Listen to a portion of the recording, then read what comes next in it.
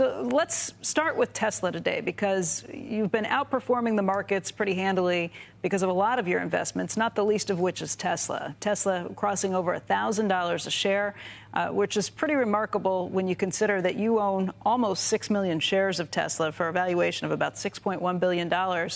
And your cost average for that is $42.88. Let me say that again. It's now over $1,000 a share. Your cost average, $42.88. That's a remarkable gain, and it tells just about what a long time you have been such a bull and considered Tesla to be a great place to be. How long ago did you make that investment? When did you start? 2014 to 2016 when we invested. But that is sort of a normal type of investment, being a very long-term investment for us, being 7 years, 8 years so far. I think we'll probably be an investor for another 10 years, at least. Same with SpaceX. But to talk about the profits that we've generated, we now have $58.9 billion of assets under management, and we made our clients $54 billion of profits. In that $54 billion of profits is included about $6 billion from Tesla, from a $380 million investment 7 or 8 years ago. But it wasn't smooth. The business was continuing to increase, and the stock price gyrated fairly significantly in the first several years because they weren't very profitable. It's very, very hard to accomplish what they have, very hard. And in my lifetime, in the 1950s, there were maybe 50 car companies. They all failed. When I first met Elon 10 years ago, I thought I was very skeptical about whether it would be successful. And it's only after they started producing the Model S, we began to purchase stock. It took us 2 years to make that investment.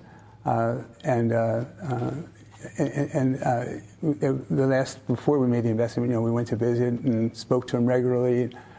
Probably followed it for 3 or 4 or 5 years before we ultimately invested. And most people were really skeptical. Roger Penske, we had investment in Penske Auto, the car dealership, and he bet me that he wanted to bet me a lot of money. I said, I can't take your money, but why don't we just play for dinner? And he said, you'll never make it, but I'll bet you dinner. He never paid the dinner. He owes me a dinner, but he hasn't paid it. And but most people, his friends, Elon's friends, told me they thought this is I shouldn't invest, and they thought that he wasn't focused on making profits short term, and I thought that was going to make it an unattractive investment. But the way we invest is that we're investing in businesses that are investing in themselves, that are penalizing current profits to become much larger businesses. That's what he was doing, and so he was able to show that the profits that he was earning, he was reinvesting to build new factories, to start new models, to do research, to build new batteries, to start all these other businesses. And as a result of that, there was great volatility in the profitability of his business initially. Well, he was spending more money he was taking in, and he was stretching himself.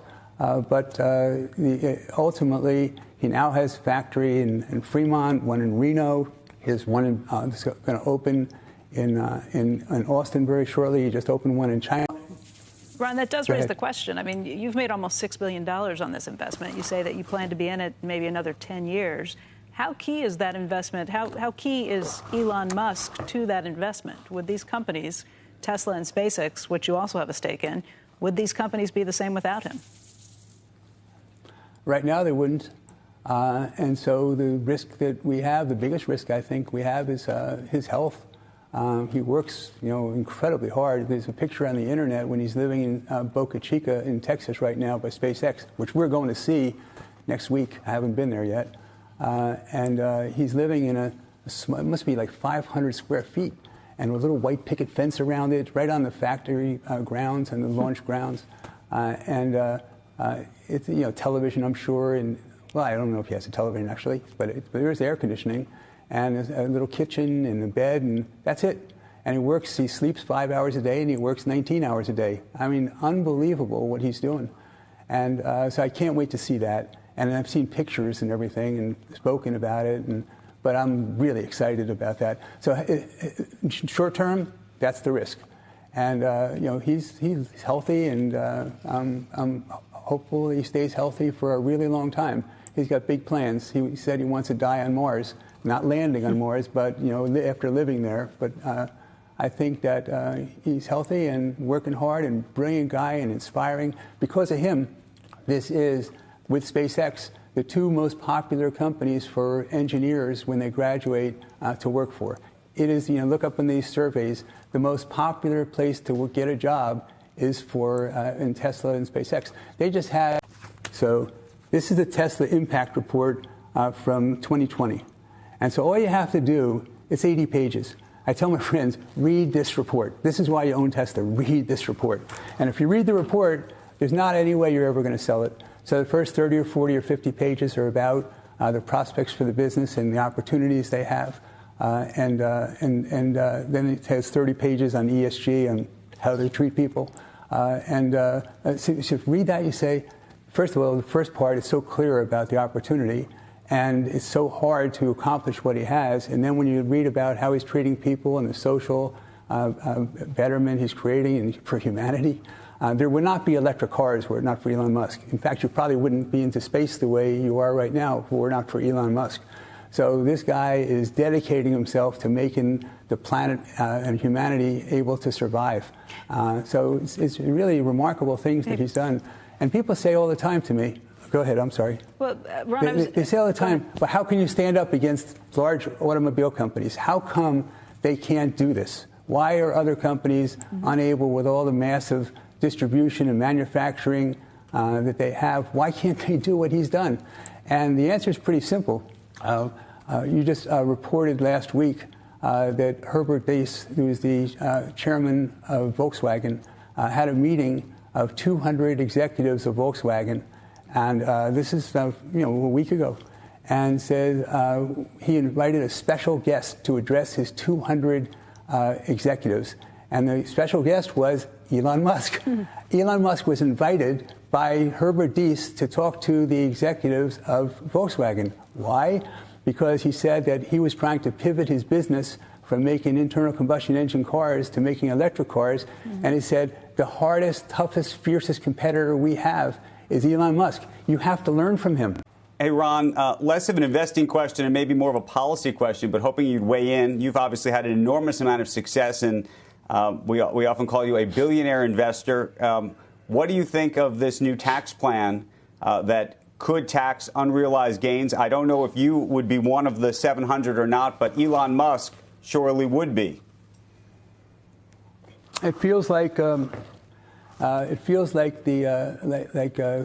Congress thinks that they're Robin Hood from the old days, and it feels like the Elon Musk tax bill, where there's like big billionaires and there's little billionaires. So he's a big billionaire, and so I don't really understand why there's vindictiveness against someone who works the way he has and doesn't make any money unless the shareholders in his business do well and the people who are benefiting from what he does. But they have a meeting at the White House for companies that are advancing EVs, electric vehicles, and they invite Ford and General Motors and Chrysler and the UAW. And they say, thank you very much for all you've done to advance EVs, and they don't invite Tesla. Is that crazy? And then they send into space further with civilian astronauts further than anyone has ever gone before, and Musk saves the government billions and billions of dollars for defense, and they're about to have you want to have a more level distribution of wealth. The only way you're going to do that is you educate people. So you have satellite broadband, and that's what he's going to do, going to make it so broadband's available to people who live in the mountains, live in Vail, live in East Hampton.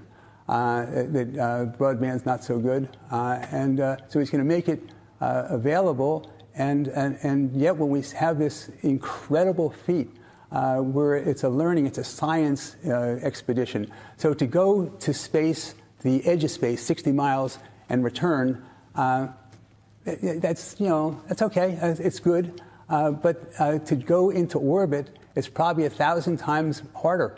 And to try to land what you have taken from orbit to Earth, that's probably 100,000 times harder. And so you get a lot of publicity about the people, Captain Kirk, going to 60 miles up, and he goes 360 miles and stays there for 3 days and does great experiments. Not a phone call. How come?